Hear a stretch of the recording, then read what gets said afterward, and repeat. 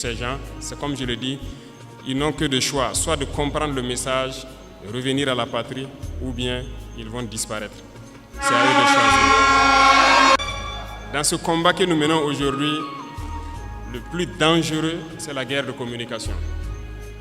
Et je pense que ce n'est pas la première fois. Et aujourd'hui, je pense que les Burkinabés, les Africains doivent avoir compris qu'est-ce que c'est que la guerre de communication.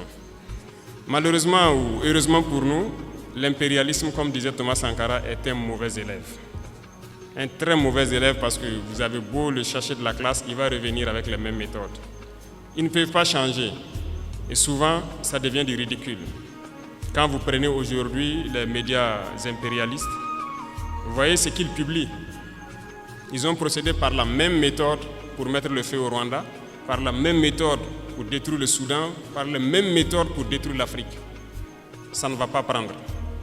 Et aujourd'hui, je pense que vous êtes bien conscients, ils sont très forts dans manipuler l'information, créer du faux tout autour. Et tenez-vous bien, ces mêmes médias, je le dis aujourd'hui haut et fort, surtout Jeune Afrique, nous ont courtisés au tout début, 2022-2023. Ils sont passés par plusieurs canaux pour nous aborder, pour nous faire payer et laver notre image, comme ils le disent. Nous avons refusé, ils ne peuvent pas le nier parce qu'on a les preuves chez nous. Ils ont envoyé des gens, c'est comme ça qu'ils fonctionnent.